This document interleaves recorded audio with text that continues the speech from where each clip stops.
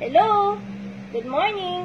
So, andito tayo ngayon sa aming munting bahay. Kasama ko ang aking baby na si Rian. So, today, iti-demo namin kung gaano kaganda ang vitamins sa kanyang ginagamit. So, ang una, which is yung sodium ascorbate na Ultima C. Ayan. And then, itong crypto-organic na favorite niya. Okay? So, unang-una, ang kagandahan ng mga vitamins na ito ay approved ng PPD or Philippine Pharmaceutical Directory. So, safe, FDA approved. So, wala kayong dapat ikatakot. And then, just for your information, hindi po ito mga gamot. Okay? So, hindi kailangan ng prescription ng doktor kasi kahit na sino, pwede po siyang i-take. Okay? Pag sinabi kasing supplement, so lahat ng mga vitamins na hindi natin nakukuha sa mga pagkain, ito yung makakapag-provide noon. Okay? So, ngayon, i-demo ko muna itong vitamin C. Ano ba yung kagandahan nito? Ito naman ay non-acidic. So, kahit walang laman yung tiyan mo, pwede. Pwede siya sa may asthma, pwede siya sa may allergy, sa acidic, kahit walang laman yung tiyan, may ulcer. So, pwede. And then, at the same time, karamihan na nagtitake ng mga vitamin C sa labas, pag umihi, kulay dalawang ihi, kasi nga, hindi lahat na-absorb ng katawan. So, ito, 100% absorption siya. Okay? So, example, ito yung katawan ng tao. So, ang katawan ng tao is 70 to 80% made of water. Okay? So, ayan. Kita natin. Ayan. Okay.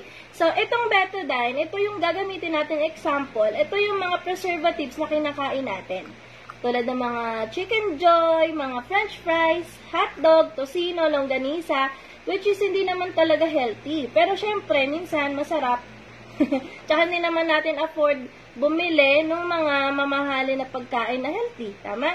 So, ang gagawin natin, let's say itong betadine.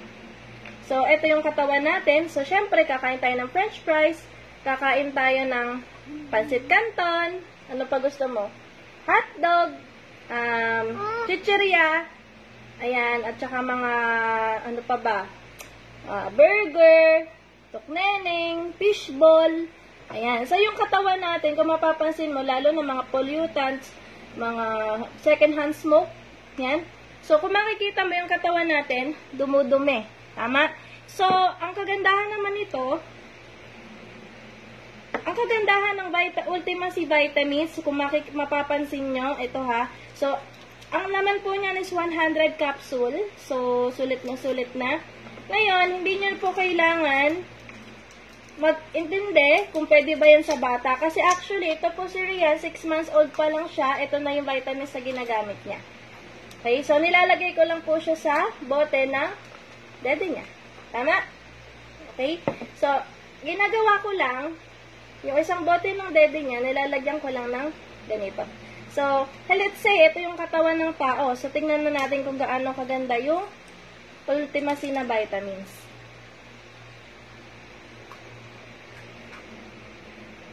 Wow! Ano nangyayari? Ayan. So, kung mapapansin nyo, yung katawan ng tao, yung katawan natin ay lumilinis. Ayan, di kita. Ayan. So, ayan. Lalo kung sinamahan mo ng konting walking, exercise. So, kung makikita nyo, luminis. Okay? So, ganyan kaganda at effective yung Ultima C vitamins. Ngayon, syempre, pag may okasyon tayong mga Pilipino, syempre, kumakain tayo ng lechon manok. Kumakain tayo ng balat ng lechon, baboy, magpabili pa ng french fries, ano pa? Tocino. Ayan. So, hotdog. So, hindi natin may iwasan kasi kumain ng mga ganon. Pero dahil nga nagtitake tayo ng Ultima C vitamins, so yung katawan natin is protected. Ayan. So, again, ito pong vitamins na ito is good. Kahit na 6 months years old o 6 months pa lang yung baby at tumatanda, pwedeng-pwede. So, hindi mo na kailangan bumili ng iba't ibang vitamins. Iba para kay baby, iba para kay mommy, kay daddy, iba para kay lola. Isang vitamins na lang para sa lahat. So, syempre, nakaka-save ka na ng pera or budget and napaka-effective pa. Ayan. Okay? So, eto naman, ito yung favorite niya. Diba, ano tawag mo dito? Ano tawag mo dito? Ang tawag niya dito, gamot.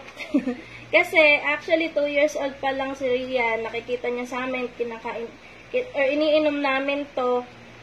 Tawag po dito is crypto organic. Ginagawa niya lang po itong candy. Kung makikita niyo sa mga post ko, talagang ginagawa niya lang yung candy chewable. So, kahit na once a day na lang, pwede siya. So, kung 100 capsule siya, o 100 tablet na maliit, good for 3 months na yan ng bata. Diba? Karamihan ng bata ngayon, hindi kumakain ng gulay, hindi kumakain ng yung mga green. So, wag na kayong mag-alala. Basta sanayin nyo siya as early as 2 years old, pwede na siya, kahit na, gawin nyo, durugin nyo, dikdikin, ilagay nyo sa bote ng gatas. Mas maaga nilang makasanayan to hanggang paglaki nila, gagawin na lang nila yung candy. So, yan. Sobrang effective. Ito yung kanyang vitamins. Hindi ko po ito sinishare for selling purposes. Okay, primarily para po ma-explain at ma-share din sa inyo yung mga, alam mo yan, yung mga vitamins na ginagamit din namin ng pamilya. So, ayan. So, kung meron kayong mga tanong, PM lang kayo, message lang kayo sa comment portion. Okay? So, yun lang, and yun lang po, and good morning! Hi! Hi. Bye-bye! Bye.